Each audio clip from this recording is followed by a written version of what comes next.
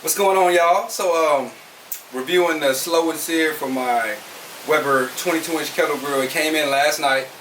I'm about to take y'all through the first cook that I did last night. It came in the mail. I was so excited that I ran right to the grocery store and I got me some ribs.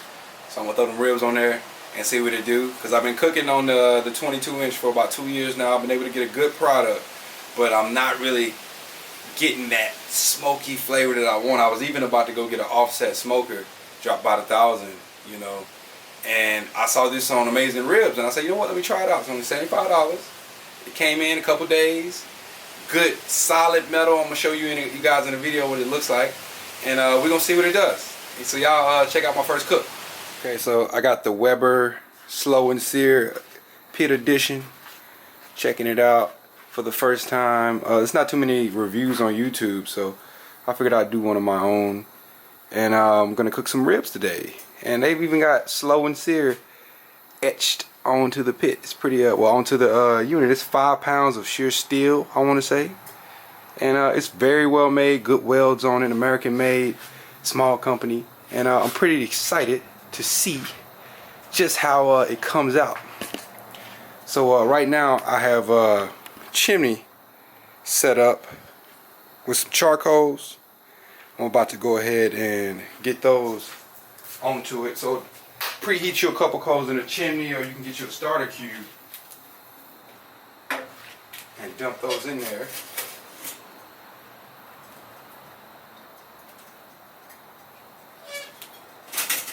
I'm gonna dump them in there.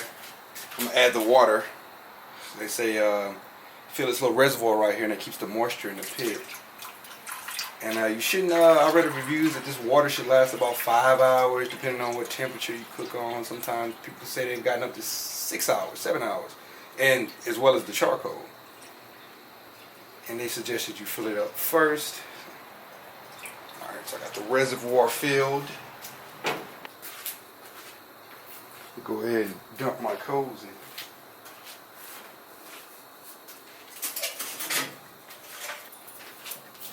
To one corner.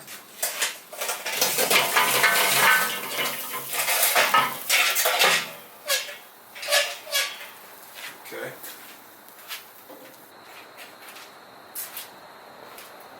Take these and just get these knocked into one corner.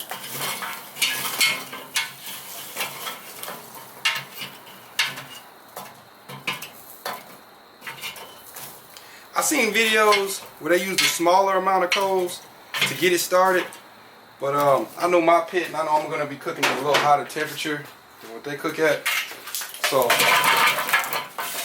use a little bit more coals to get my pit started. Alright, I'll take some oak chunks, well not chunks, but some oak chips. Just kind of sprinkle them out throughout the pit. I got a couple oak chunks I'm gonna put in there as well. And we're gonna call her a day. Let me see if I can get in there closer. Doing its thing. What's going on? I'm about to close the top because I got a little fire going. If you get a little fire, you can spray it, you know, hit it with this. Best thing you can do though is just to get the top back on. That's what I'm gonna do. And I got a little thermometer probe at grill level, just so I can make sure whatever's on the other side of that, I can make sure my temperature is where I want, and the thermometer is between the meat and the heat, so I know I ain't gonna burn nothing up. Right now I'm cooking at about 275. Alright, we've been cooking along for about an hour. I've been working with these vents, top vent and the bottom vent, just trying to get the hang of it. I've been keeping a steady temp of about 275. Right now I'm at 280. I'm about to rise up because I'm going to let some air in when I take my lid off, but you know, for video purposes and to throw my smoked boudin on there, I'll do that. So let's take a look at the babies. They're doing alright. Okay, so we're gonna, I wanted to spritz it, but Jesus, the spritzer is acting funny. Hold on. Okay.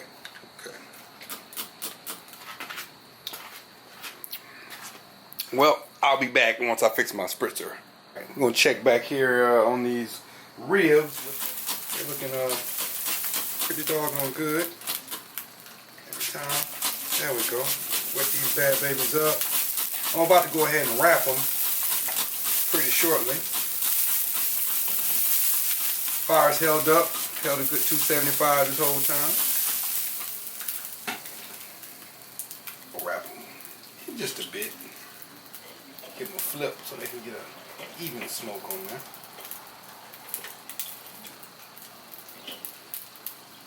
Yeah. And there we have it.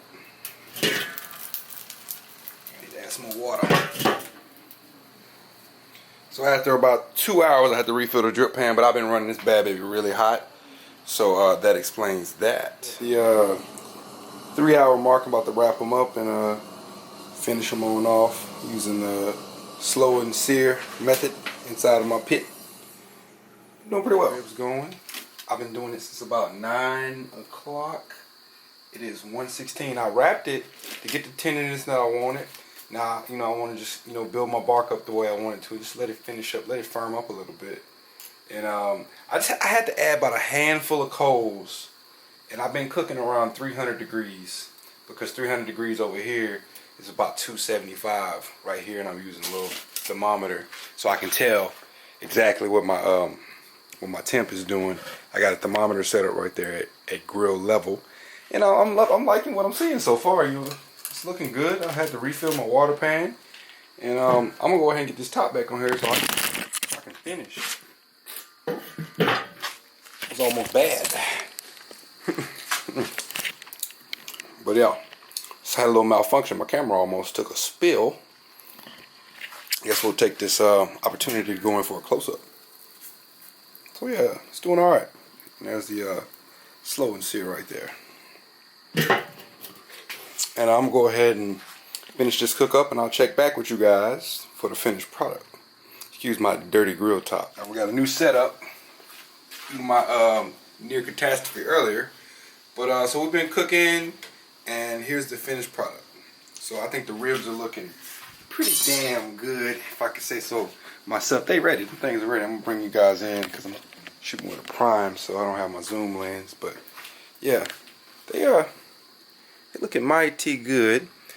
And I kind of like the slow and sear. I've banked coals before. I've knocked coals up against the side of the grill, made the snake method, the minion method. I did everything. And I think that this, with this water reservoir and being the stainless steel design and keeping them all nice and tight the whole time, it was pretty easy keeping the temperature for as long as I did. And just messing with my vents a little bit, I was able to keep a pretty steady temperature. And I didn't use as much fuel either. It's a good amount of fuel that I didn't have to burn. Good wood smoke. And now I just got to taste this product, but I'm pretty sure I'm gonna like it just by looking at it. So I'm pretty excited about the purchase. Next step is I will get me a stick burner, but this will hold me over until I get me a nice, good quality offset. In the meantime, you guys take it easy. So I know y'all didn't think I was gonna get out of here without giving you a sample of what the finished product looks like. So let's just let's carve on into these bad babies. See if we're working with it. See if I can get across. Yeah.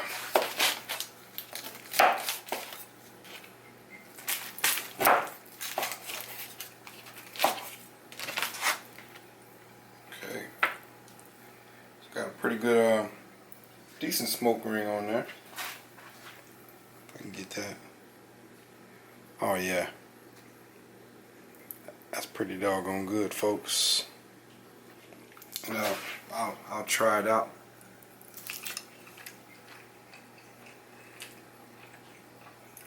Yep, it's good. I call it a success. There we go. That's the finished product right there. A nice, beautiful smoke ring. I hope you guys can see that at home. And it came out just great. So yeah, I think The slow and sear is definitely a winner. And I'm going to enjoy my plate of ribs here.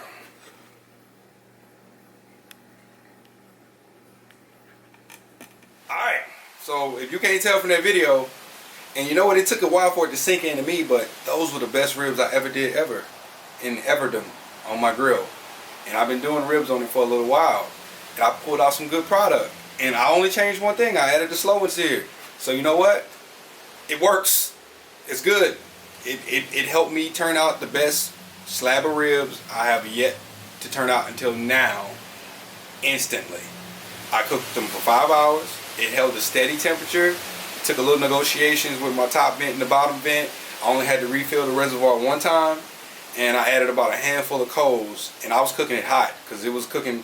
It was registering about 350 on the dome, but at the grill level I was about 275, thanks to my trusty dusty thermometer. So yeah, it came out really good. I love it. Stay tuned. I'm going to do some more cooks with it, and maybe I won't have to go invest a lot on that offset for now. I'll stick with my trusty old Weber for my $75 for the upgrade. You know, thank you, Adrenaline Barbecue Company. So yeah, you guys, hope you liked the video. It wasn't that many videos on there, so I figured I'd add my 2 cents. Give me a thumbs up and like, share the video if you know somebody else that's looking at it, and subscribe to my YouTube channel. Hell, maybe I'll make some more videos.